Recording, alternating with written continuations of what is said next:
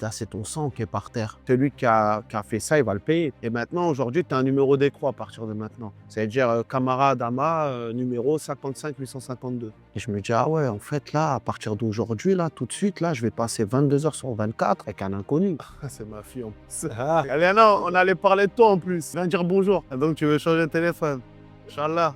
Allez, laisse-moi travailler. La vengeance, c'est un piège. C'est le plus grand piège dans lequel je suis tombé. Charge du travail, je trouve des fois en entretien, ça se passe bien. Quand on me demande le casier judiciaire, tentative de on me dit, vas-y, on ferme la porte. Si tu vas voir un psy, tu sais que ça ne veut pas dire que t'es fou. Moi, je n'ai pas fait pour être connu. J'en ai rien à foutre. Des fois, on me dit que t'es une star. Quelle star, frère? On parle de mort de jeunes, de familles détruites. Il n'y a pas de starification à avoir dans ça. En vrai, on n'a jamais vraiment reparlé de ça. C'est vrai, on n'a pas à reparler, ouais. Et à l'époque, il me disait, tu verras que les mecs dont tu veux la peau, tu deviendras pote avec eux. Et moi, je disais, jamais de la vie, c'est impossible. Tu sais, tu tombes avec qui? Des gens qui te ressemblent, qui s'habillent comme toi, qui parlent comme toi. Ils sont juste pas de ton quartier. On est capable de tuer quelqu'un pour ton quartier. Pour un quartier dont tu ne connais même pas l'origine. Là, bien une maman, à la fin, m'a dit, Adama, tu sais, depuis la mort de notre fils, on n'a pas rigolé. À force de voir ta tête, elle se dit, vas-y, lui, il est partout, il vit pour les caméras. Vas-y, il est pas sincère. T'as vu, on est des mecs de la rue. Qu'est-ce que tu me racontes, frère? Il y en a, ils vont mal le prendre parce que pour eux, tu es un militant. Et un militant ne doit pas être payé. Comment est-ce que l'islam t'aide au quotidien? Moi, je ne vais pas faire une photo devant un tapis de prière pour montrer que je suis musulman. Dans les moments où j'étais vraiment dans le dur de prier, ça m'a beaucoup aidé. Mais on aimerait avoir ta définition de l'excellence. Pour toi, c'est quoi l'excellence chez un mec de cité? Sansan. Maro, ça va frérot? Ça va et toi? Tu vas bien? Tu vas bien? Ça va, merci. Tranquille? Ça va. On est où là? Explique-nous là, l'interview, où est-ce qu'elle se passe? Là, on est au plein cœur du quartier de la Martine. On est au local associatif qu'on a pu avoir grâce à la ville. Là, bon, tu peux voir, on est un peu en travaux. Inch'Allah, bientôt, on va ouvrir le local qui va accueillir des jeunes, des parents, faire plusieurs projets. Donc voilà, on est en face de la patinoire de Garges-les-Gonesse. Inch'Allah, si ouais. J'espère. Du coup, pourquoi tu as voulu ouvrir ce local? En fait, moi, j'ai voulu ouvrir ce local pour un peu amener un peu de vie au quartier. Parce que depuis, moi, je suis plus jeune. C'est vrai que je sens qu'il manque beaucoup de choses au quartier. Et depuis qu'on a monté l'association, on fait pas mal de projets associatifs, que ce soit des sorties à la mer chaque été pour les mamans, des barbecues solidaires. Après, je me suis dit, ça serait bien d'avoir plus. Parce que, OK, c'est bien de faire des barbecues, c'est bien de faire des sorties à la mer. Mais les parents, ils ont besoin aussi d'avoir un lieu où ils peuvent, parce que je dis elles peuvent, parce que souvent, c'est les mamans qu'on reçoit, un coin où ils peuvent se réunir pour faire d'autres projets. Et là, on a pour objectif aussi de faire des cours de français pour les mamans, essayer même de les aider à remplir des papiers administratifs, ne serait-ce qu'admettons des pensions de reversion, parce que nous, on a eu le cas, malheureusement, quand tu perds, c'est le papa qui avait l'habitude de faire les papiers et quand il décède, il y a beaucoup de mamans des fois qui se retrouvent en difficulté et on s'est dit ce lieu va être leur lieu où elles peuvent venir déjà pour qu'on puisse les aider et faire pas mal d'autres projets, même aussi avec les jeunes, parce que voilà, il y a beaucoup de jeunes aujourd'hui qui n'osent pas même, qui ne veulent même plus aller à la mission locale. On ne se dit pas qu'on va prendre la place de la mission locale, mais on se dit, vu qu'on a une confiance avec eux et qu'ici, on va essayer de les accompagner dans la formation, aller travailler, autres, remobiliser les jeunes, faire pas mal de projets, des repas et autres, quoi. Top, franchement, c'est une belle ambition de ta part. Merci. Et comme tu l'as dit, je pense qu'il y a un réel besoin au sein de nos quartiers. Ouais. Faut qu'ils aient des modèles, il faut qu'ils aient des choses à faire. Souvent, on trouve comme vecteur, comme raison des rixes ou de la délinquance, le fait qu'il n'y a pas grand-chose à faire ou que les influences sont assez limitées. Ouais. Donc, félicitations pour cette belle initiative. J'espère que ça va le faire, quoi. J'en suis sûr. Pas de raison. On va revenir un peu sur ton parcours. Ouais. Est-ce que tu pourrais te présenter déjà pour ceux qui ne te connaisseraient pas? Moi, Adama Camara, aujourd'hui, j'ai bientôt 37 ans. 37 ans, j'habite à Garges-les-Gonesse. Je suis le fondateur de l'association SADA, solidaire, agissons dès aujourd'hui. Mais SADA, qui était aussi le prénom de mon défunt frère qui s'est fait tuer en 2011 à la gare de Gare-Charcel, à quelques pas d'ici. Et voilà, j'ai un parcours assez, on va dire, hors du commun, on va dire, parce que après le décès de mon frère, des années de souffrance, de colère, j'ai voulu aussi venger mon petit frère. Donc, j'ai commis quelque chose de grave, hein, comme je le dis toujours, et qui m'a conduit à l'incarcération à 8 ans de prison. Et donc voilà, avec tout ce qu'on a vécu depuis que je suis sorti de détention, j'essaye d'apporter un message positif à la jeunesse parce qu'au final, tout ce qui se passe la plupart du temps dans nos quartiers, il y a beaucoup de talent mais beaucoup de gâchis. Donc voilà. C'est quoi la première réaction que tu as eue quand tu as entendu que ton frère était mort? Qu'est-ce que tu as ressenti? Est-ce que tu as tout de suite été envahi par la vengeance, par la colère, ou au contraire tu réalisais pas forcément, tu n'arrivais pas à y croire, c'était quoi? Bah, en fait, moi, quand j'apprends la mort de mon frère, au début, je réalise pas. Je me dis, ah, tu sais, c'est pas possible. Et ce matin, je l'ai vu, là, à 2 heures du matin, tu me dis, mon frère, il est mort. Après, quand tu réalises, en fait, moi, je suis tombé. Tu sais, j'ai perdu, je me suis retrouvé par terre à pleurer, à me tenir la tête, à me dire, non, c'est pas possible. Parce qu'à 23 ans, j'étais quand même conscient de la vie, la mort, etc.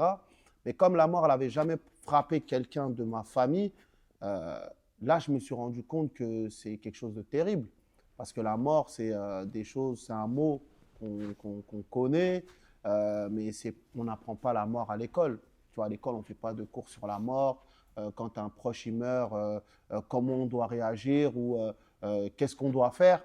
Donc, c'est quelque chose, quand ça t'arrive, ben, tu dois faire aussi avec tes petites connaissances et autres. Donc, moi, je réalise vraiment quand je m'habille et que j'arrive à la gare et que tu vois, il y a un drap blanc par terre qui recouvre le corps de ton frère. Là, tu te dis, en fait, ce qu'on m'a annoncé là, à l'interphone, là, je visualise et c'est une dinguerie.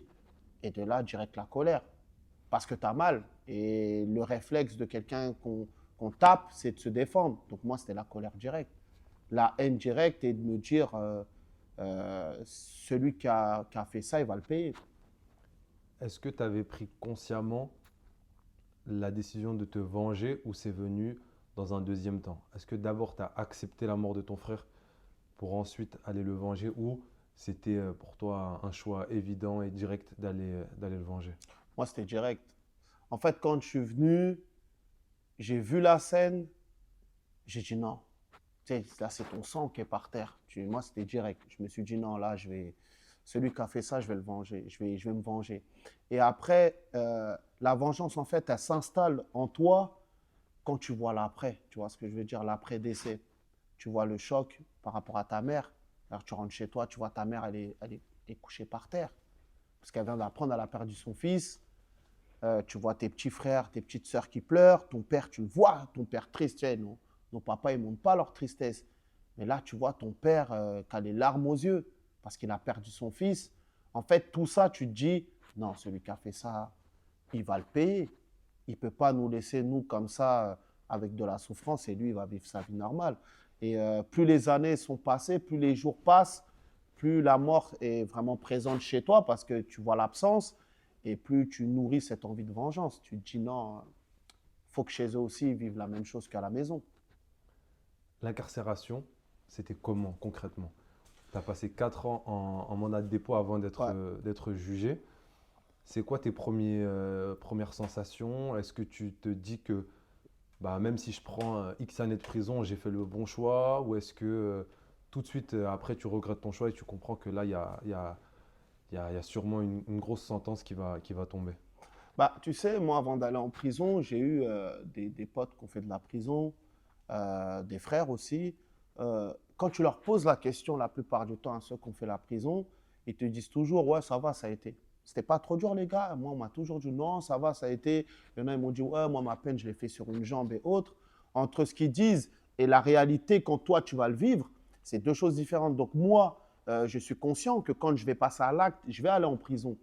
Mais tu as toujours ton imaginaire qui te fait imaginer certaines choses. Ouais, la prison, on dit que tu es dans une cellule, mais tu ne sais pas à quoi ressemble la taille d'une cellule. Donc moi, quand j'arrive en prison, le premier choc carcéral, c'est quand tu arrives déjà au greffe, quand tu arrives en maison d'arrêt, c'est la fouille intégrale.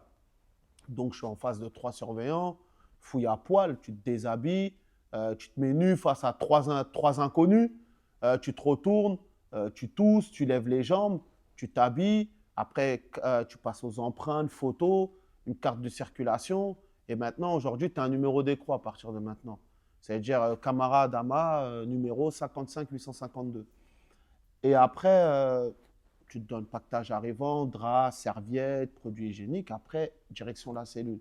Et quand je marche, je traverse le couloir, tu sais, c'est la première fois, je suis là, je regarde, tu te dis, ah ouais, c'est ça la prison et tout. Et quand tu arrives dans la cellule, moi, il ouvre la porte et je vois une petite cellule, tu vois, et il y a quelqu'un qui est dedans. Ça veut dire, je vois la petite cellule, tout de suite à droite, je vois un évier, collé à l'évier, tu vois une petite porte coulissante, il y a des toilettes, collé aux toilettes, tu as un lit superposé, en face du lit superposé, tu as une télé, une armoire, une petite table et une chaise. Et le mec, tu as vu, on échange vite fait, c'était un mec de Créteil. Et moi, à un moment, tu as vu, j'arrête de parler, tu vois, je le regarde. Et je me dis, ah ouais, en fait, là, à partir d'aujourd'hui, là, tout de suite, là, je vais passer 22 heures sur 24 avec un inconnu. Parce que le gars, je ne le connais pas, moi, tu vois. Donc là, si je ne suis pas bien dans ma cellule, tu sais, c'est la première fois que je suis en prison. Il se peut que là, je craque, j'ai envie de verser une petite larme. Il va le voir si je pleure, donc je ne peux pas pleurer en paix, tu vois. Là, si je vais aux toilettes, je lâche un numéro 2, tu vois. Tu sais, il va pas le voir, il va le sentir. Et ça, après, ça m'a replongé à quand mes potes, ils parlaient de leur co-détenu. Ouais, je suis avec mon co, c'est un bon, tout ça et tout.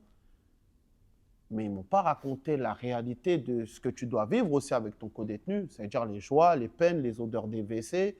Tu partages tout avec le gars, alors que le mec, tu ne le connais pas. Et ça, c'était le premier choc carcéral. Et le deuxième, c'est le lendemain, tu te rends compte qu'on te dit, aujourd'hui, à partir de là, tous les matins à 7 heures, on va faire l'appel. C'est-à-dire, on va faire l'appel pour voir si tu as envie. Même tu dors, on doit te réveiller par ton nom de famille, réveille-toi pour voir si tu as envie.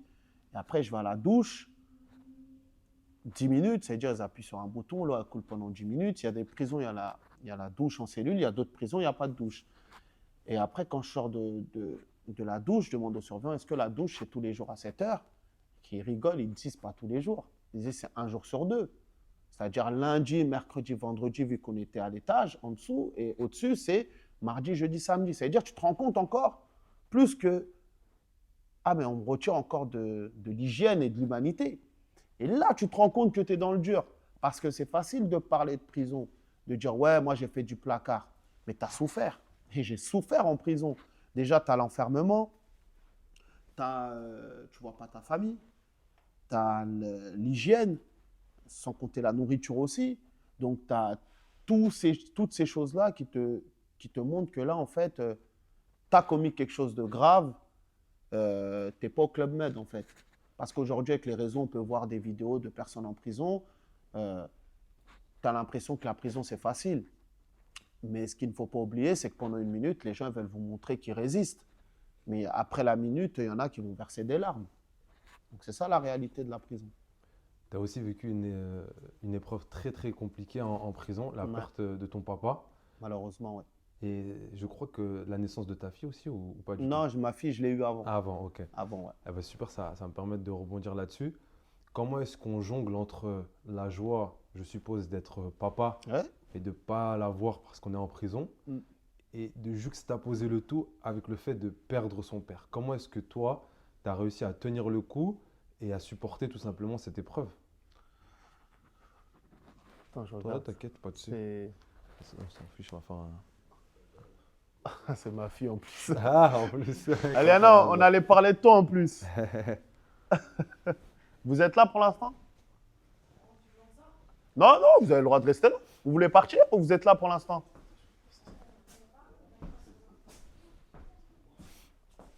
Ils peuvent venir s'ils veulent. Bonjour madame. Vas-y, Castel, il va vous le faire. Ça va, ça a été, mais vous avez fait vite. Non, je viens dire bonjour. J'ai dit, viens dire bonjour. Dis bonjour de loin. Ça va? Bonjour madame. Ça va? Tranquille, ça a été le marché? J'ai acheté un sac. T'as acheté un sac? On a acheté des colis perdus aussi. Ah ouais? On va attendre le café si on le fait couler. Toi, Non. Au pire, on va fermer un peu la porte vite fait.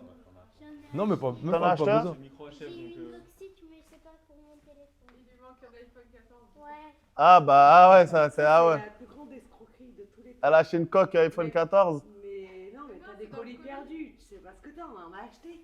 Bah pourquoi vous avez acheté? Bah, y a quoi dedans? Et dedans, il a eu une coque petite iPhone 14. Donc tu veux changer de téléphone? Inch'Allah. Allez, laisse-moi travailler. Ah, bah oui, c'est bah, voilà, ma fille qui débarque au local. Non, en fait, là, on peut reprendre là, c'est bon? Ouais, vas-y. En fait, la joie d'être père, ça s'explique pas. Parce que même quand je perds mon frère, le seul moment où j'allais mieux, où j'étais heureux, c'était quand j'ai eu ma fille, c'est-à-dire 3 ans après. 3 ans après, j'ai ma fille qui est née, je suis hyper content, hyper heureux. Et ce qui est dur aussi avec la vengeance, c'est que tu as deux personnalités. Ça veut dire, d'un côté, je suis père, d'un côté, je suis ce gars qui veut venger son frère. Ça veut dire, le matin, tu peux avoir ta fille dans les bras et le soir, tu peux avoir une arme dans les mains.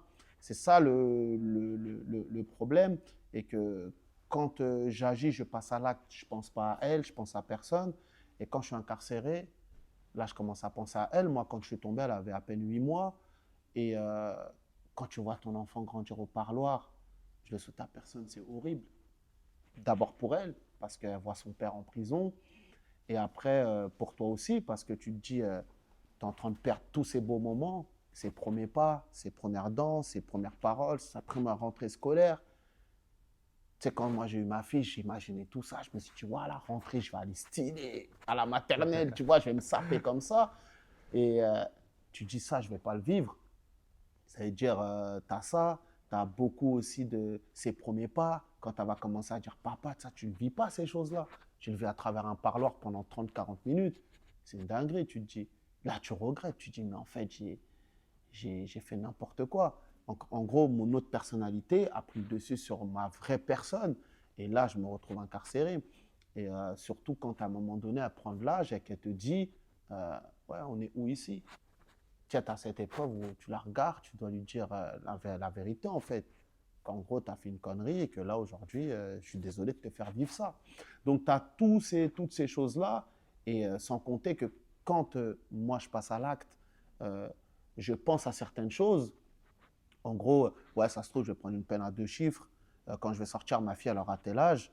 Mais dans toutes mes pensées, j'ai oublié la vraie réalité de la vie, c'est la mort. Je ne me suis pas dit, je vais aller en prison, je vais vivre la mort d'un proche. Et quand tu apprends que ton père il est malade, que tu ne peux pas le voir, qu'il décède, que tu n'es pas là, là, tu es dans ta cellule, tu te dis, frérot, qu'est-ce que tu as gagné dans tout ça? Et là, tu te prends une claque, tu te dis, en fait, tu sais, quand tu parles de la vengeance, c'est un piège. C'est le plus grand piège dans lequel je suis tombé. Parce que quand on grandit au quartier, tu as vu, tu me fais un truc, je vais me venger. Parce que c'est l'ego, je suis un bonhomme, je ne vais pas me laisser faire. Mais quand tu te venges, tu ne penses pas aux conséquences. Et les conséquences, tu penseras quand tu seras de l'autre côté du mur. Et de là, tu te dis, ah ouais, là je suis coincé.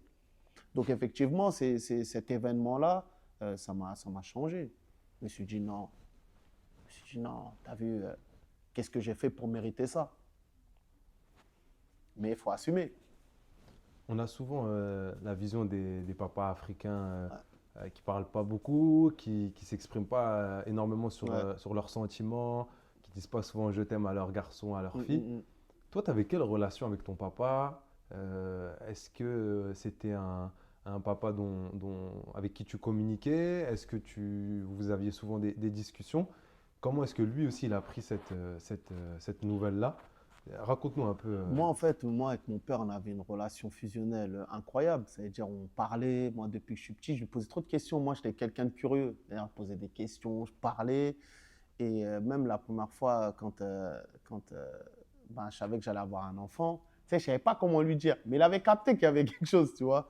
Et je tourne. Un jour, je lui dis, on était tous les deux au salon. J'ai raté ma tête. J'ai dit, bon, papa, ouais, je voulais te dire, tu as vu, je vais avoir une fille, tu vois. Il a lâché un petit sourire. Il m'a regardé, il m'a dit, ouais, mais de toute façon, c'est les darons africains, on ressent les choses, tu vois. Il m'a dit, je vais juste te dire un truc, tu as vu, à partir d'aujourd'hui, tu as vu, si tu as 10 euros dans ta poche, 9 euros, c'est pour ta fille. Tu gardes les 1 euro pour toi. Avec 1 euro, tu peux te refaire, tu vois.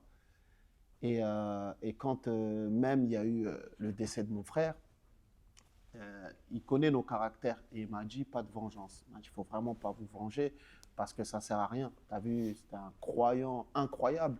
Il disait c'était son heure. Même si ça fait mal, c'était son heure. Et quand même je suis passé à l'acte et la première fois il est venu me voir au parloir, tu sais, je me suis excusé. Il m'a dit c'est pour ça que je te parlais, parce que je savais que c'était trop fort pour vous. Parce que moi, là où je vois les choses, vous n'avez pas encore la maturité de voir ces choses-là.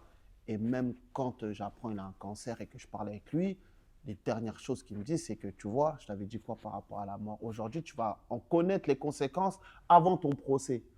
Parce que là, je vais partir, tu ne vas pas être là. Si tu m'avais écouté, tu aurais été présent. Et ça, frère, tu te dis, c'est une leçon. Ça veut dire, tu te dis, il te le déconseille pendant des années. Et toi, tu te dis, vas-y, je vais le faire pour qu'ils aillent mieux. Et lui, il part, toi, tu n'es pas là. Tu te dis, non. À un moment donné, j'étais là, je me suis dit, ça, c'est la plus grande leçon. C'est pour ça qu'on dit, il faut écouter ses parents. Quand on te déconseille sur quelque chose, c'est pas pour rien. Et tu es d'une sagesse incroyable hein, pour avoir anticipé toutes ces conséquences. C'est que c'était vraiment. C'est avec le recul, bien sûr. Mais c'est souvent l'expérience Bien sûr. qui nous fait réfléchir autrement. Et je ne sais pas ce que tu en penses, toi, mais je pense que justement, nos jeunes, à nous, ils n'ont tellement pas ce recul. Ils pensent tellement que la mort les touchera dans 50 ans, 60 ans, qu'ils n'arrivent pas à se dire que là, si je tire une balle, ça va forcément créer des conséquences inéluctables. Donc, souvent, c'est bateau de dire ça, mais il faut écouter ses parents. Écouter ses parents, c'est les seules personnes qui voudront toujours ton bien et qui ont justement potentiellement vécu ce que toi, tu es en train de vivre. Bien sûr. C'est pour ça qu'il faut toujours les écouter. Alors même si souvent, on n'est pas d'accord, ouais, lui c'est un blédard, il ne comprend rien, c'est des mecs d'Afrique, c'est des mecs du bled. Mais justement, ces mecs du bled-là, ils ont peut-être vécu des choses que tu ne vivras jamais. Donc c'est pour ça qu'il faut souvent les écouter. Et surtout, les parents, ils savent, dans tous les cas, les conséquences, c'est pour eux. Parce que toi, demain, tu vas faire le mec de la street, tu vas faire des choses, mais ce que tu oublies, c'est que quoi que tu fasses, tu vas embarquer ton sac à dos, comme j'ai l'habitude aujourd'hui de dire aux jeunes, et ton sac à dos, c'est ta famille. Parce que demain, tu vas aller en prison, c'est ta famille qui va venir te voir au parloir. Pars devant une prison, à l'heure des parloirs, tu vas voir qui? Tu vas voir des mamans qui vont aller voir leurs enfants, tu vas voir des femmes qui vont aller voir leur mari, tu vas voir des enfants, tu vas voir peu d'hommes, tu vas voir peu d'amis. Les conséquences, c'est pour eux. Demain, tu perds la vie. Moi, je vois, quand tu vas au cimetière, tu ne vois pas une équipe de potes venir voir leur pote qui est mort. Tu vas toujours voir des parents qui vont être là en train de fleurir la tombe de leur défunt. Donc, les parents, ils savent les conséquences, c'est pour eux. Et quand les mecs, tu leur parles, des fois, ils disent « Ouais, moi, je suis un bonhomme, je vais assumer. » Non, il ne faut pas dire « Je vais assumer ». Tu vas dire « On va devoir tous assumer parce que j'embarque tout le monde. » Tu vois ce que je veux dire? C'est ça la réalité qu'il faut leur dire. Carrément. On va parler un peu de ta transformation, de comment est-ce que tu as réussi à passer d'une épreuve douloureuse à une énergie et à un projet extraordinaire comme tu nous le fais part aujourd'hui. Ça a été quoi le déclic concrètement? À quel moment tu t'es dit, non là, faut que je change, faut que j'essaye de trouver un sens plus éthique, plus important que ce que j'ai fait et ça a commencé par quoi? Moi, je suis curieux de ça. Ça a été quoi la première étape? La première étape, c'était… En fait, un jour, j'étais à la maison et j'étais tombé sur une vidéo d'un jeune de chez nous, malheureusement, qui s'était fait mêler. Et quand je vois la vidéo, comment il se mange des coups de bâton, il se fait taper, moi, je venais de sortir de prison. Donc, j'ai posté un message, c'est en 2018. Okay. Avant mon procès, parce que j'ai fait 4 ans de mandat de dépôt. Au bout de 4 ans, j'ai pas eu de jugement. Donc, on m'a libéré pendant 5 mois, le temps d'attendre mon procès, parce qu'on ne pouvait plus me garder en détention. Et pendant cette sortie-là, quand je tombe sur cette vidéo, tu sais, je poste un message vraiment simple sur Facebook où je dis aux petits frères, là, les embrouilles, ça mène à 2 choses, voire 3, la mort, la prison, le handicap. Tu sais, tant qu'il n'y a pas mort d'homme, on s'embrouille, on se bat, mais le jour où il y a quelqu'un qui va mourir, tu sais, les conséquences, c'est pour les familles, c'est pour nous tous. Et je dis, je sais de quoi je parle, hein. J'ai perdu un frère, j'ai voulu le venger, j'étais en prison, j'ai perdu mon père. En fait, j'ai rien gagné. Et quand je poste ce message, je vois, il est relayé par beaucoup de monde. Beaucoup de monde, beaucoup de monde. Et c'est de là que j'ai fait le morceau de Descente de mots. Tu connais très bien, tu vois. Et après, j'ai dit, vas-y, qu'est-ce qu'on peut faire? Tu sais, qu'est-ce qu'on peut faire? Je sais que les petits kiffent le rap. Je dis, vas-y, on va prendre les petits, on va leur dire d'aller au studio. Et quand on est parti au studio, il y avait une petite tension. Tu vois, les petits, des gens de partout qui n'ont pas l'habitude de cohabiter. Et on a fait le morceau, on se trompe d'adversaire, où je fais le refrain. Et après, je tombe. je fais une vidéo d'abord avec le Media Street Press. La vidéo, quand elle sort, elle devient virale, où je raconte mon histoire. Et après, je tombe, je prends les 8 ans. Et quand je suis en prison, en fait, je reçois plein de messages. À chaque fois, je reçois des messages de parents, de jeunes, de personnes qui me disent merci d'avoir pris la parole, etc. Et quand je sors de prison, euh, au début, moi, j'ai envie de travailler. Tu as vu, je vais me faire oublier. Je cherche du travail, je trouve des fois en entretien ça se passe bien. Quand on me demande le casier judiciaire, je vois tentative de meurtre, on me dit vas-y, on ferme la porte. Et après, je vois dans ce message que j'ai voulu faire partager, je reçois encore des messages, je reçois des messages, je reçois des messages. Après, je me suis dit, pourquoi pas se lancer dans ça en fait? Parce que quand je fais une vidéo, quand je poste un message, je vois qu'il y a un engouement derrière le truc. Et je me suis dit, vas-y, je vais me saisir de cette occasion pour faire passer mon message. Et aussi, faut savoir le faire passer.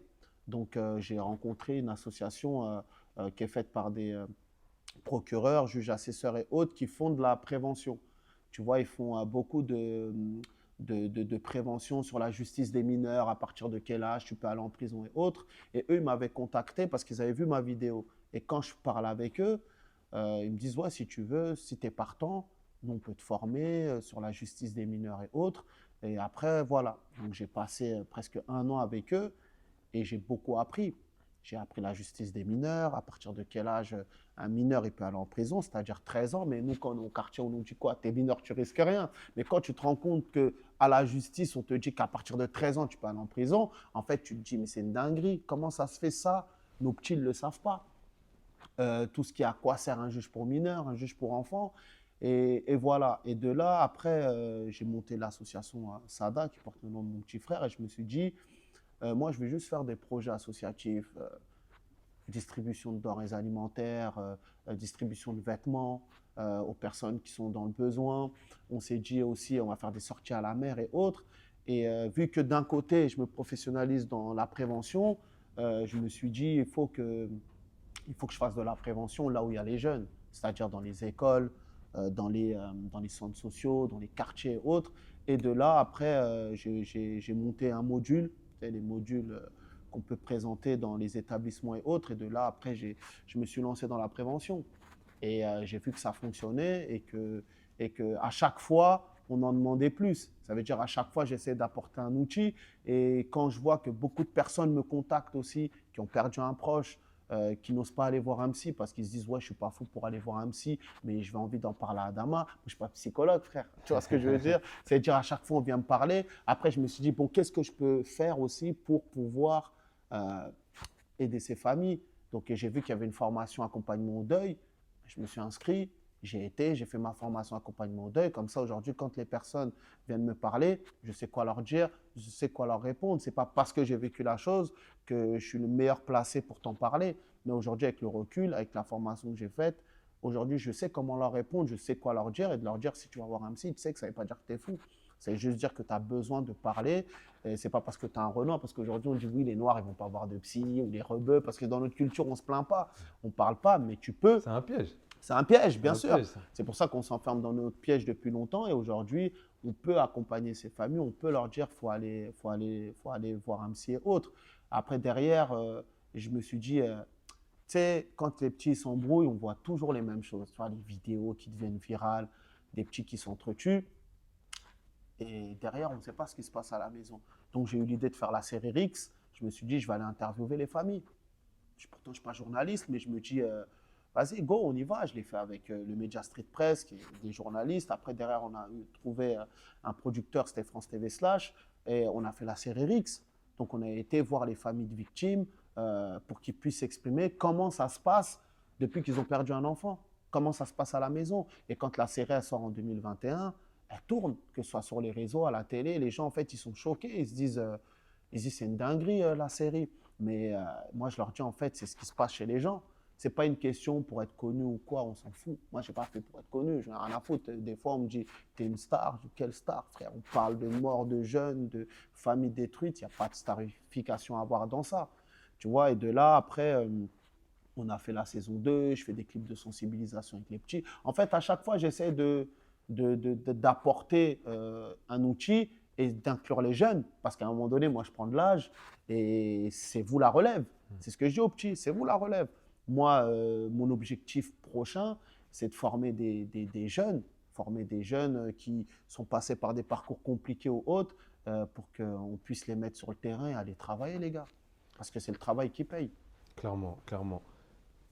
J'aimerais bien revenir aussi sur l'épisode Descente de mots. Ouais, Je crois que on le fait en quelle année? 2018. 2018. On le 2018, fait en ouais. 2018. Moi, à l'époque, j'ai 20 ans. Ouais. J'ai 20 ans et en vrai, on n'a jamais vraiment reparlé de ce C'est vrai, morceau, on n'a toi et pas, on n'a moi. pas à reparler, ouais. On n'a pas reparlé de ça, mais moi, j'aimerais bien te dire, même pendant cette interview, que de manière empirique, expérimentale, ça nous a vraiment aidé. Parce que je me Merci. souviens que quelques années avant, mon grand frère, Ouais. qui lui aussi avait beaucoup participé à des RICS, etc., et moi aussi, quelques années après, parce qu'il y a une espèce de reproduction sociale qui Bah se oui. fait où le Mauvais grand, il a héritage. fait, voilà, les Bah grands, ouais. ils ont fait, nous aussi, on va le faire. Et à l'époque, il me disait, tu verras que les mecs dont tu veux la peau, tu deviendras pote avec eux. Et moi, je disais, jamais de la vie, c'est impossible. Regarde, il a fait quoi à mon pote, etc. Aujourd'hui, ces potes-là que je disais, non, c'est mes frères, Ouais. et ces ennemis que je voulais absolument… Tu parles plus avec tes anciens bah ouais, ennemis que tes maintenant, potes. en fait, c'est devenu des vrais potes, tu vois. C'est devenu des vrais potes avec lesquels on a énormément de points communs. Bien sûr. Et à l'époque, je me souviens au studio, Mm. voilà, il y avait une grosse embrouille entre ma cité et une autre en particulier. Et aujourd'hui, bah, déjà, ce morceau-là, il nous a énormément réconciliés. On se voyait plus. Voilà, Bien sûr. on avait un but commun, en fait. Bien sûr. On a fait un clip derrière. Ouais. Et ouais, ça nous a vraiment aidé. Donc, merci pour ça, Merci, San. merci. On l'a jamais assez souligné, je pense. Non, Tu vois? après, tu sais, on fait les choses, on sait pourquoi on le fait. C'est longtemps après que les gens ils vont C'est ça, capter pourquoi souvent. on l'a fait. Ouais, Tu vois ce souvent. que je veux dire? Quand on l'a fait, au début, il y a beaucoup de jeunes qui ne voyaient pas l'intérêt. Tu vois? Il y en a beaucoup qui voyaient même se dire, ouais, vas-y, il fait le grand frère, il veut faire le mec qui fait les choses bien. Quoi que tu fasses, ça Alors va que parler. quoi que tu fasses, ça va Tu fais parler. rien, ça parle. Mais, Tu fais, ça mais parle. moi, j'ai juste voulu, à travers ce morceau, de dire aux gars, on a partagé le même studio, on était tous au studio. À la fin, au début, c'était tendu. À la fin, tout le monde commence à bouger la tête sur le couplet de l'autre et de se dire, c'est vous m'avez demandé un clip même. Parce que moi, je voulais que faire le morceau. Et après, derrière, on me dit, il faut faire un clip. Et je leur dis, les gars, si on fait un clip, il faut que ça se passe bien. C'est très bien passé. On l'a fait là, la grande scène à la place du marché, il y avait tout le monde. Et je me dis, aujourd'hui, il y avait des tensions même entre certains quartiers. Un jour, je me rappelle, je suis arrivé à la Martine et j'ai vu, il y avait du monde. Et les petits de la Muette, les petits de la Martine. J'étais en Pour semi-liberté. contextualiser, c'est Voilà. qui la Muette, c'est qui la Martine, c'est où ça? La Muette, la Martine, historiquement, il y a eu une embrouille. Moi j'étais dans les embrouilles à l'époque entre le quartier de la Martine, qui est proche de la gare, et le quartier de la Muette, qui est au centre commercial Cora, qui est devenu Carrefour. Mais nous, on dira toujours Cora. Du Coran. Tu vois, et il y avait pas réellement de lien. C'était vraiment tendu entre eux, on ne s'entendait pas. Moi, je me suis presque jamais entendu avec les mecs de la Meute. Aujourd'hui, c'est devenu mes potes. Tu vois, quand tu dis des gens avec qui tu t'embrouilles plus jeune, et aujourd'hui, ça peut être tes amis. Et je me rappelle, quand je suis arrivé, j'ai cru qu'il y avait une embrouille entre encore la Martine et la Muette. Et quand je suis arrivé, il y avait un jeune de la Muette et le petit de la Martine qui ont participé à Descendre de mots, les deux jeunes. Et j'ai dit, vous faites quoi? Ils me disent, on fait un clip. Je les ai check, je suis parti. J'ai dit, au Magnifique. moins, J'ai gagné. voilà. Parce qu'après, eux-mêmes, ils m'ont dit, tu as vu, avant, on ne se calculait pas, on ne s'entendait pas, mais j'ai bien aimé comment il a rappé dans le projet, et lui aussi. Et là, j'ai dit, voilà. En fait, le but de ces projets-là, c'est le lien. Parce qu'en soi, tu sais, tu t'embrouilles avec qui? Des gens qui te ressemblent, qui s'habillent comme toi, qui parlent comme toi, ils ne sont juste pas de ton quartier. Et il n'y a aucun lien qui est fait depuis qu'on est plus jeune aussi. Tu as vu, quand tu grandis ici à la Martine, tu vois, la patinoire, elle est là, la piscine, elle est là, la boulangerie, elle était derrière, tu as une école ici, tu as une école là. En fait, on est enfermé dans le quartier. Moi, quand je sors de mon quartier, c'est quand je traverse la rue, je vais au collège Polyluard. C'est à la zone 4, c'est en face, ça peut être même mon quartier. Maintenant, là, on me dit, là, tu n'es plus à la Martine, là, tu es à la zone 4. Et c'est là, moi, c'est mes premières embrouilles, elles ont commencé avec les mecs de la zone 4 parce que, limite, ouais, vous venez dans notre collège. Tu vois? Mais ça me C'est fait, triste. ça me fait penser à… Alors, c'est une symbolique, hein, mais toutes ces frontières qui ont été Ouais. tracées par l'Occident, Ouais. avec une règle et un crayon, c'est un peu ce que nous, quelque part, on reproduit avec les cités. Mais bien sûr. C'est-à-dire que toi, Sansan, tu n'as Ouais. jamais décidé de toi-même d'habiter à la Bah Martine, non. c'est les Moi, parents. je suis arrivé à 5 ans. Voilà. Et moi, j'ai jamais voulu Décidé- décider d'habiter à la Muette, tu vois. Bien sûr. La Muette, bon, on y est, tu vois. On y est, Mais bien sûr. nous, on est quand même prêts Ouais. à prendre 20 ans, 25 ans. Ouais. On est capable de tuer quelqu'un Pour ton quartier. pour un quartier dont tu ne connais même pas l'origine. Pour certains, ils Ouais. habitent dans une rue. Hmm. On leur dit c'est qui Jacques Decour. Ils sont incapables de. Mais la Martine. Ils savent, la Est-ce que Martine. je sais qui Qui est est la la Martine Martine et qu'est-ce qu'il a fait? Ils savent Mais quand pas. tu parles, moi, je suis un C'est mec fou. de la Martine. Mais t'es un mec de rien du tout en Mais fait. c'est tu vois. ça. T'es- Mais déjà, si t'es un mec de quelque part, va voir tes ancêtres déjà. C'est Ta ça. terre natale, enfin terre natale. Bien en sûr. tout cas, la terre natale De de tes tes parents, de tes grands-parents. Et c'est fou quand même. On nous a mis un espèce de logiciel où Mais bien sûr. c'est ta forteresse, Mais bien sûr. c'est ton territoire à toi. C'est une mentalité de colon, tu vois. Pour moi, Bien sûr. c'est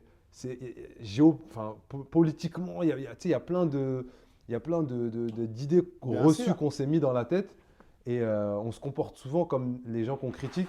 Mais on fait pareil. Et on fait Et pareil, on tu vois. s'enferme, on s'enferme. Moi, là, j'ai écrit un deuxième livre où, à la fin, je dis j'en veux à l'architecte de mon quartier parce qu'il a tout mis à proximité pour pas que je quitte mon quartier. C'est un Tu vois ce piège, que je ça. veux dire? Et c'est le plus grand piège parce que si, dès le plus jeune âge, dès la maternelle, tu as l'habitude d'aller fréquenter les jeunes de la Muette, fréquenter les jeunes de la Martine, fréquenter les jeunes des Doucettes, dès le plus jeune âge, tu crées un lien avec eux. Il y a un ancien un jour qui m'a dit, quand nous on était en embrouille contre la Muette, il m'a dit, nous à l'époque, il n'y avait pas ça. Parce que nous, on jouait tous au même club, le club de Garges. Tu vois, après, les licences, elles ont augmenté, les moyens, pas les moyens. Il a dit, nous, on était tous des potes. On s'embrouillait contre une autre ville, c'est-à-dire Sarcelles. Entre Gargeois, il était inconcevable qu'on s'embrouille parce qu'on se connaissait tous. Et ça, c'est une réalité. Parce que dès le plus jeune âge, on se connaît, on fréquente un club de boxe ou de karaté ou autre. Demain, il y a une embrouille entre les petits de chez moi et toi. Je dis, attends, je t'appelle. Je dis, hey, frérot, il y a un truc, viens, on le règle. Tu vois ce que je veux dire? Clairement. Et ça s'est perdu. Mais c'est vrai que c'est super intéressant ce que tu dis parce qu'il y a une espèce de. Il y a une échelle qu'on a diminuée. Avant, c'était voilà, La ville solidarité. était ensemble, la Bien sûr. solidarité. Maintenant, alors, il y a plein de vecteurs qui expliquent ça, mais on a réduit notre champ territorial. Non, maintenant, c'est ma cité. Bientôt, ça deviendra ma rue, Bah mon ouais. bâtiment contre le bâtiment d'en Bah face. Et ça, c'est ultra triste. Au contraire, on représente tous la même ville à travers nos réussites scolaires, Bien nos réussites sûr. sportives. Mais nous, on est quand même capable de tuer. En fait, là, c'est même plus, tu sais, c'est plus de la gaminerie. On peut tuer. Et on peut revenir sur les derniers événements qui se sont passés dans nos villes. Mais c'est ultra triste et je pense que ça passe par des initiatives comme les tiennes pour changer tout ça, tu vois. Ben, il faut, et cette solidarité, tu sais, ce qui est malheureux, tu la retrouves où? Quand tu es en prison, t'imagines? Moi, quand je suis arrivé en prison, il y a plein de mecs de Garges, Corbusier, autres, que dehors, on ne se serrait pas la main. C'est fou. Hein. Dès que j'arrive en prison, je suis un mec de Garges, on représente Garges, là. Tu as vu, l'autre, c'est un mec de Garges, l'autre, c'est un mec de Sarcelles, l'autre, c'est un mec de Aulnay.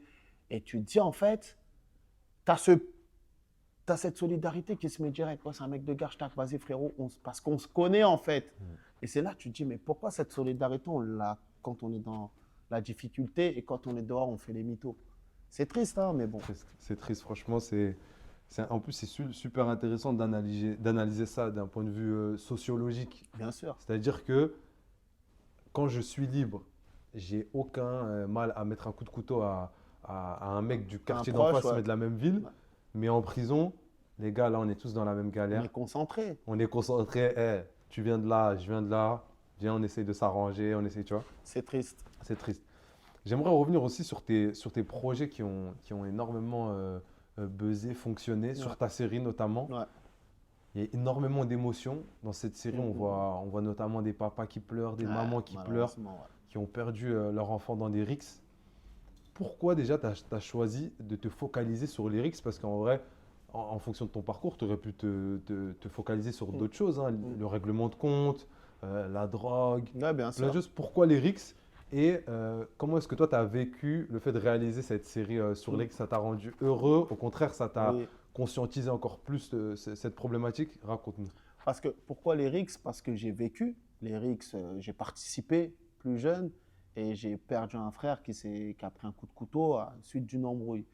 Et pourquoi? Parce que ça date depuis trop longtemps dans nos quartiers. sais, on s'entretue. Tout à l'heure, on en a parlé, hein, de génération en génération, on laisse ce mauvais héritage aux petits. Et je me suis dit, comment ça se fait que depuis qu'on est petit à aujourd'hui, on est des pères de famille, en fait, ces histoires, elles continuent. Comment se fait-il que personne aujourd'hui n'ose en parler? Parce que ça reste un tabou, les embrouilles. Ça reste dans nos quartiers, ça reste dans nos villes. Tu as quelques médias de temps en temps qui vont venir en parler, mais ça s'arrête là. Et je me suis dit, en fait, aujourd'hui, il faut que des personnes qui ont vécu la chose décident d'en parler. Parce qu'on est les meilleurs placés pour en parler, tu vois. Et on est les meilleurs placés aussi pour aller voir nos familles. Parce que quand je dis nos familles, je ne parle pas que de ceux qui sont chez moi. Quand je vais dans des familles, que ce soit à Grenoble, à Toulouse ou autre, j'ai l'impression que je rentre chez mon voisin. Parce que mon voisin vit la même chose que j'ai vécu. Et quand je suis en face de ses mamans, j'ai l'impression de voir ma mère, de me dire, quand une maman elle parle, je me dis, ma mère à la maison, elle a vécu la même chose, mais elle n'a pas parlé. Et aujourd'hui, de faire parler ces mamans-là, pour moi, c'est de montrer la souffrance qu'elles ont, parce que souvent, on leur annonce le décès de leur enfant, et derrière, il n'y a rien. Il y a du monde au début quand il y a un décès, mais après, les années passent, chacun fait sa vie, et eux, ils souffrent et ils meurent dans le silence. Et je me dis, ça ne peut pas rester impuni comme ça. Ça peut pas rester, ce silence ne peut pas continuer à se perpétuer de génération en génération. Et je leur ai demandé, voilà, moi, quand j'arrive, je leur dis, j'ai un projet où la mort de votre enfant, ce n'est pas normal. Il ne faut pas qu'on banalise quand un petit meurt, on se dit c'est pas normal, il faut en parler. Qu'est-ce que vous êtes en train de vivre aujourd'hui? Et quand je le fais, au début, il y a des parents qui étaient réticents parce qu'ils se disent oui, mais les journalistes. Je leur dis, moi, je ne suis pas journaliste de base. Je le fais avec des journalistes, mais n'oubliez pas que j'ai vécu la chose et il y aura de la bienveillance. Je ne vais pas faire quelque chose qui va nuire à votre image ou nuire à l'image de votre enfant. C'est vraiment pour montrer comment vous vivez la chose aujourd'hui.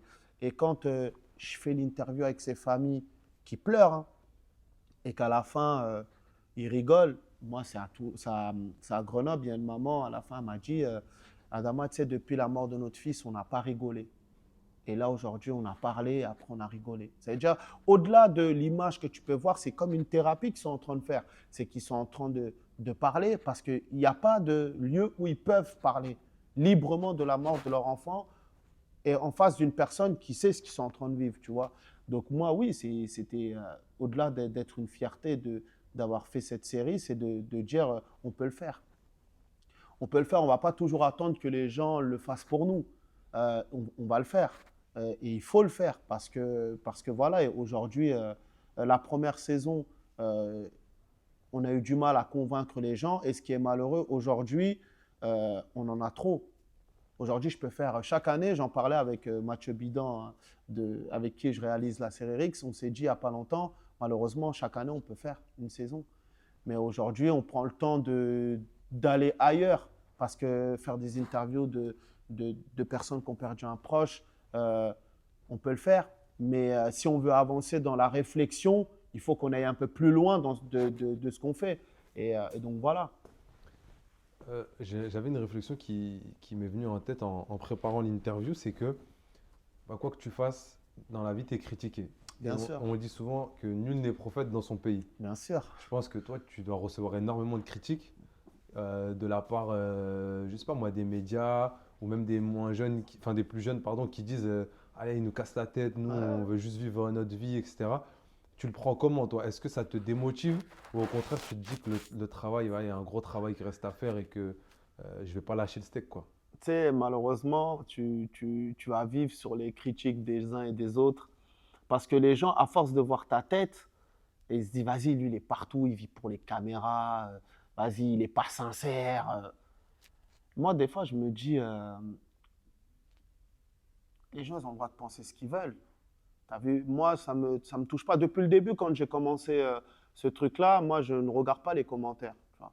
J'ai beaucoup de commentaires positifs, des personnes qui ressentent, tu as vu, qui me disent merci Adama de mener ce combat-là. Et j'ai des critiques. Quand tu dis nul n'est prophète dans son pays, j'ai même des fois des gens de notre propre ville, tu as vu, qui parlent mal. Tu as vu, mais je ne vais pas toquer à ta porte, te dire j'ai entendu le truc. Pense que tu as envie de penser. Tu as vu, moi, je ne m'arrête pas sur ce que les gens ils pensent de moi. Moi, je sais ce que j'ai vécu, je sais ce que je fais et je sais aussi ce que je fais hors caméra. T'as vu? Aujourd'hui, on va dire Adama Kamara, c'est celui, dès qu'il y a un mort, il va prendre sa vidéo, il va prendre son téléphone, il va en parler. Ouais, il fait ça pour les caméras, il fait ça pour les vues. Mais si je donne mon CV réellement aux gens de tout ce que j'ai fait en 5 ans, ceux qui critiquent ne l'ont pas fait. Tu as vu, quand je te parle des sorties à la mer avec les mamans, il n'y a pas une année, je ne l'ai pas fait depuis que je suis sorti de prison. Alors avant moi, ici, les gens ne ramenaient pas nos mamans à la mer. Des barbecues solidaires, des distributions de denrées alimentaires, des sorties en Belgique pour les mamans. Tu sais, le bien-être de nos mamans, pour moi, c'est plus important que les critiques des uns et des autres. Là, on a un créneau futsal tous les dimanches. Parce que les jeunes, ils m'ont dit, on aimerait bien avoir un créneau. Je me suis battu pour avoir ce créneau futsal pour les jeunes. Toutes ces milliers de préventions que je fais dans les établissements. Tous les jours, du lundi, des fois au samedi, je travaille. Je travaille dans les établissements, je travaille en prison pour aider les jeunes. Je travaille partout en fait, frérot. Tu vois ce que je veux dire? Donc, ceux qui critiquent, c'est ceux qui sont amoureux des réseaux. Parce qu'ils vont voir tes vues, ils vont voir tes likes, ils vont voir qui commente. Tu sais, une forme de jalousie à un moment donné. Ils vont se dire, ouais, mais nous, on était là avant. Tu sais, il y a des militants qui vont te le dire, ça. Nous, avant, on était là. Aujourd'hui, les gens, ils parlent que de lui parce que lui, c'est un mec des réseaux. Je suis pas un mec des réseaux. Moi, je n'ai pas de community manager qui gère mes réseaux. Je les gère moi-même. Tu vois ce que je veux dire? Mais en fait, ce qui dérange, et j'en parlais avec des frangins il n'y a pas longtemps, en fait, ce qui dérange, c'est quand tu commences à être pro. Tu vois, quand tu te professionnalises, un jour, il y a un frangin, on a parlé, il m'a dit, j'aimerais bien que tu viennes faire une intervention dans ma structure et autres. Je lui dis, OK, il n'y a pas de souci, bah, vas-y, je vais t'envoyer mon mail, comme ça, tu envoies un mail et comme ça, on t'enverra un devis et autres. Le frère, il a mal pris. Il me dit, ouais, t'as vu, j'ai mal pris quand tu me dis envoyer un mail, t'as vu, on est des mecs de la rue. Qu'est-ce que tu me racontes, frère? Et c'est devenu mon travail. Et les gens n'ont pas conscientisé qu'à force, c'est devenu mon métier. Et c'est un métier que de base, je ne voulais même pas faire. Mais j'ai vu qu'il y avait la demande et moi, j'ai fait en sorte que ça devienne mon métier. Aujourd'hui, quotidiennement, je ne fais que ça. Mais quand tu vas leur dire d'envoyer un mail ou autre, il y en a, ils vont mal le prendre parce que pour eux, tu es un militant. Et un militant ne doit pas être payé parce qu'un militant, mais moi, tout ce que je fais en tant que militant, tout ce que je t'ai cité là, à part quand je vais travailler dans les établissements et autres, mais tout ce que je fais, c'est du militantisme, c'est gratuit. Tu peux demander aux mamans, est-ce qu'elles ont déjà payé un voyage à la mer? Tu peux demander aux mamans, est-ce qu'elles ont déjà mis 1 euro pour le barbecue?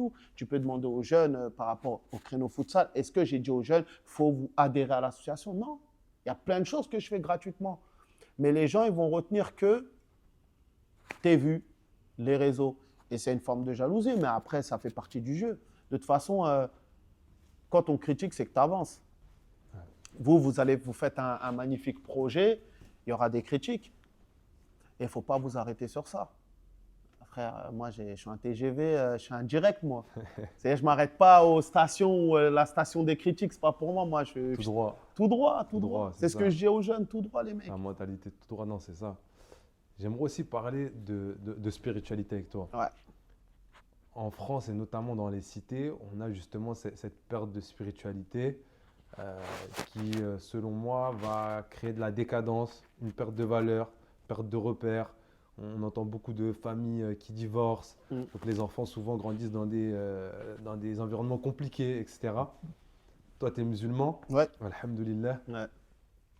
Comment est-ce que l'islam t'aide au quotidien et est-ce que pour toi la spiritualité, alors toi et moi on est musulmans, donc Ouais. en l'occurrence l'islam, est-ce que tu penses que l'islam c'est aussi un sujet dont on ne parle pas assez à nos jeunes Ouais. musulmans en l'occurrence et qui doit être au centre de notre vie parce que forcément hein, quand on s'intéresse un petit peu à l'islam et qu'on éteint BFM TV, on comprend que c'est justement l'islam qui pourrait régler l'intégralité de nos problématiques au quotidien.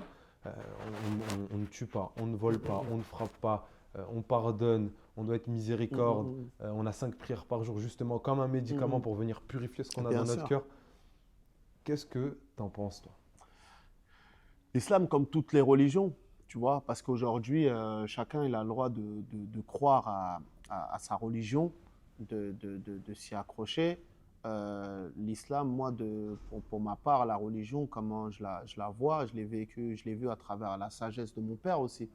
parce que lui, c'était quelqu'un de pieux, vraiment, qui croyait vraiment à Dieu, et il ne dérangeait pas les gens. Tu vois ce que je veux dire? Moi, aujourd'hui, je vois tout ce qui se passe et je me dis, mais déjà, quand tu allumes la télé, la religion, moi, l'islam, quand on me parle de la télé, je ne vois pas, il te parle de laquelle. Ce n'est pas celle que mon père m'a inculquée, surtout, parce que, comme tu le dis, c'est ne dérange pas tes voisins, sois en paix, tu as vu, respecte les autres, respecte la religion des autres, et voilà, tu vois ce que je veux dire. Et aujourd'hui, en plus, cette réflexion, on se l'est posée il n'y a pas longtemps, parce que nous, même quand on parle des fois, on se dit, mais… Et il y a un poteau, il a dit, ah, mais maintenant, il y a plus de religion, il n'y a plus rien dans la cité.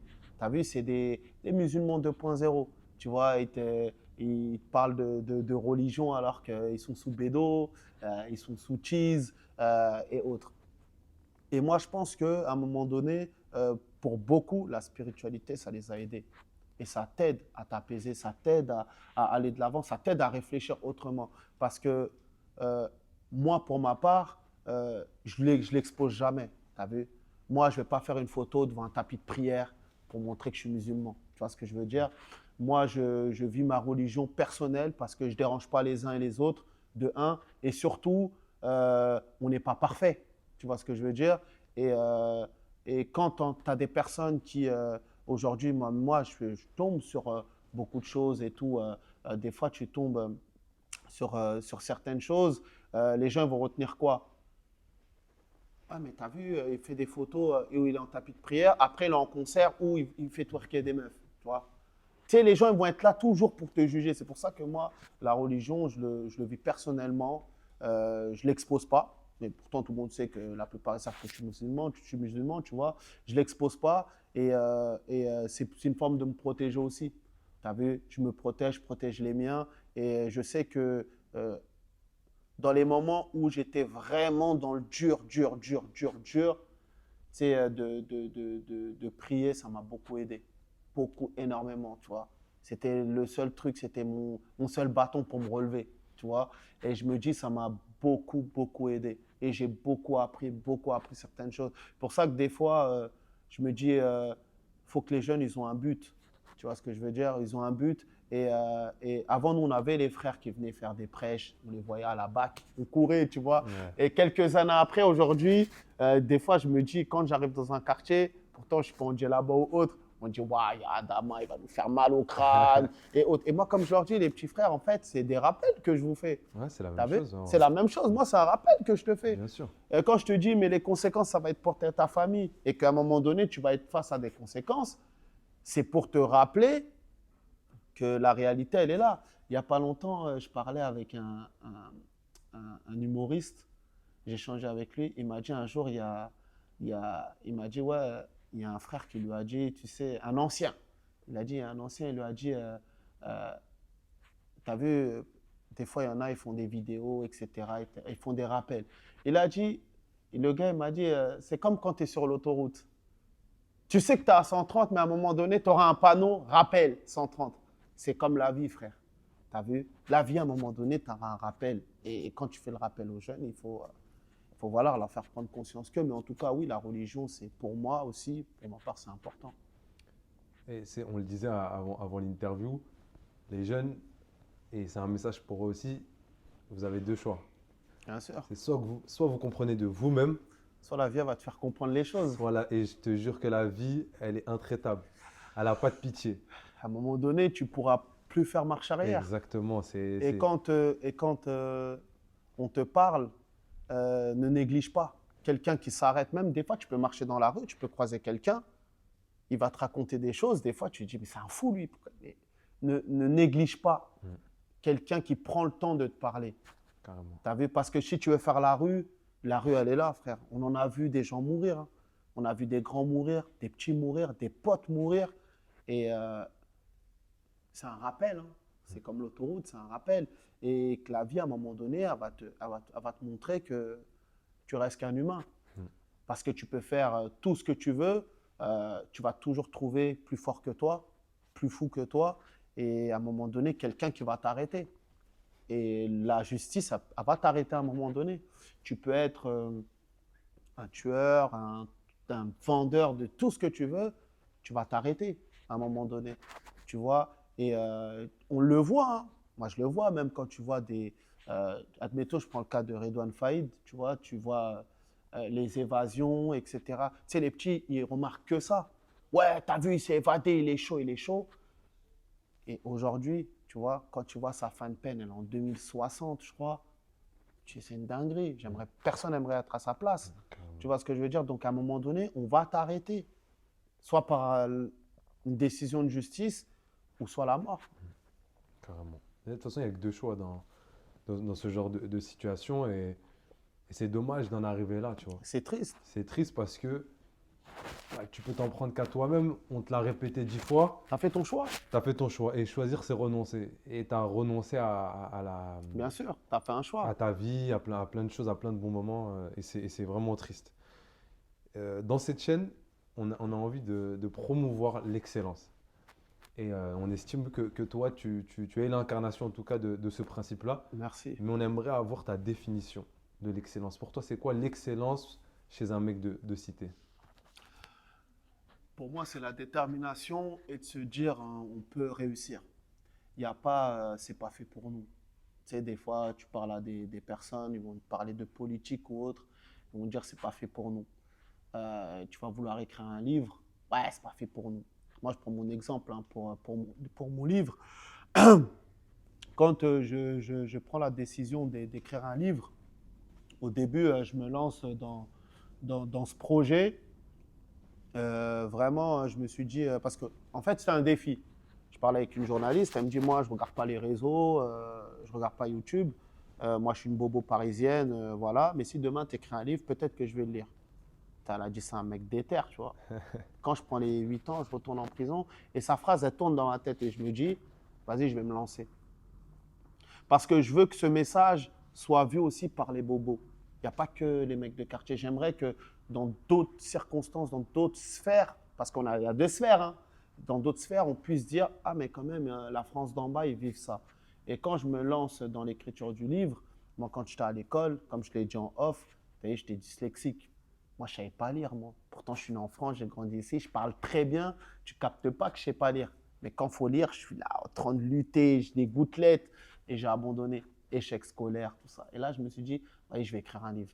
J'ai écrit mon livre, j'ai écrit mon truc et tout. En prison, tu l'as écrit. J'ai commencé en prison, je l'ai terminé dehors pendant que j'étais en train de faire Rix. Tu vois.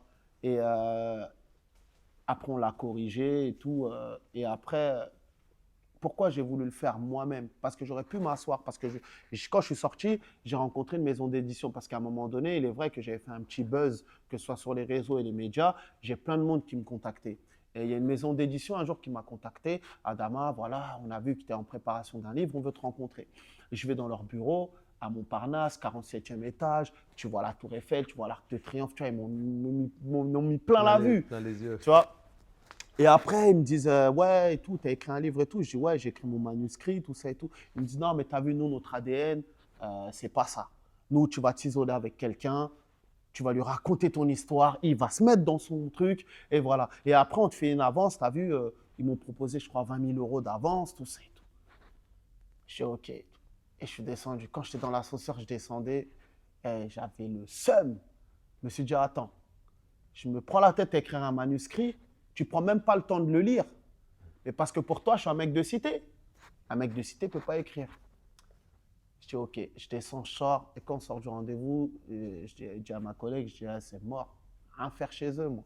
Je vais le sortir moi-même s'il le faut. Et entre-temps, je fais une émission de télé. Je rencontre Maïr, qui a un label, La Grenade, chez JC Lattès. Et lui, ce jour-là, moi, je venais de parler de Rix, la série Rix dans le plateau télé, c'est ce soir. Et il y avait Oxmo Puccino qui sortait son livre. Et lui, c'était l'éditeur de Oxmo Puccino, tu vois. On échange vite fait. Après, on se parle sur WhatsApp. Et il me dit, ouais, envoie-moi ton manuscrit. Donc, moi, je l'envoie en mode citer le manuscrit. Et il me dit, ouais, viens, on se voit. On se voit, il me dit, moi, je garde ton manuscrit, tu vois. Il me dit, je le garde, tu as vu, après, on a juste certaines phrases à faire, mais je garde l'authenticité de tes écrits. Et j'ai sorti le livre. Et quand j'ai sorti le livre, pour moi, c'est une fierté parce que je me dis, Pourquoi j'ai vraiment voulu garder ce truc-là? C'est pour dire aux petits aussi, des quartiers populaires et autres, c'est pas parce qu'on vient du quartier qu'on est bon qu'à être rappeur, influenceur ou footballeur, tu vois. Demain, tu as envie d'écrire un livre, frérot, moi, j'ai pas de diplôme. J'ai que ma détermination, ma tête. Et je me dis, voilà, j'ai écrit ce livre, j'étais dyslexique. À quatrième, je ne savais pas lire. Pourtant, j'ai écrit un livre. Donc, si j'ai pu le faire, tu n'as pas d'excuse. Tu peux le faire. Et aussi montrer à d'autres personnes qu'il y a beaucoup d'idées dans les quartiers. Beaucoup de personnes qui peuvent réussir, mais on ne se donne pas les moyens. Et si on peut motiver les jeunes, on peut dire demain, tu as envie d'écrire un film, tu as envie de faire un film, fais-le. Tu as envie de faire du théâtre, fais-le. Tu as envie de faire de la natation, fais-le. Tu vois, il ne faut pas qu'on se limite parce qu'on est trop dans « c'est pas pour nous ». Et dans ce qui est pour nous, c'est le foot, le rap. Il n'y a rien qui n'est pas fait pour nous. Il n'y a rien, tout est fait pour nous. Si lui, il le fait, tu veux faire du violon, fais-le. Il faut être déter. Super. Dernière question, Sansan. Ouais.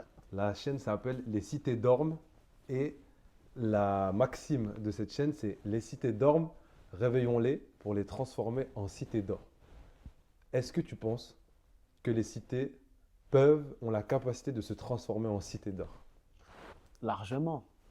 Les cités, pour moi, les cités ne dorment pas, ils sont juste, on leur a voilé la face. Ça veut dire on leur a mis je sais pas, on leur a mis un voile devant. Ils ne dorment pas, mais ils regardent que par terre, que le quartier. Tu vois ce que je veux dire? Et il y a plein de talents. Quand je dis plein de talents, il y a énormément de talents. Il faut juste les pousser. Moi, quand je fais des projets avec les jeunes, des fois, même des petits courts-métrages de sensibilisation ou des clips, quand je leur dis, mais ça va être toi l'acteur principal et autres, moi je compte sur toi, fais-le, il est transformé. Parce que je le motive et je compte sur lui. Tu as vu, je dis, tu es capable de le faire, fais-le. Tu as vu? Et nos cités, c'est pire que de l'or. C'est du diamant pour moi. Mais on est formaté depuis plus jeune à pas viser haut. Et il y a cette espèce d'ego, cette espèce de le regard de l'autre, surtout. Des croyances limitantes, ouais, bien sûr. C'est tout ça qui fait qu'on ne se donne pas les moyens d'eux. Moi, si j'avais écouté les personnes, j'aurais jamais fait la série X. Parce que quand je sors la série X, à qui j'en parle en premier? Aux gens de la ville, aux associations avec qui je travaille au début, à des potes avec qui je marche au début. J'aurais dit, les frères, venez, on fait une série sur les Rix. Ils m'ont dit, ouais, ok. En off, ils devaient se dire, mais il a trop tourné, il a serré. Tu vois? C'est comme ça qu'on pense. C'est comme tu ça vois qu'on ce que pense, je veux dire? jure, c'est vrai.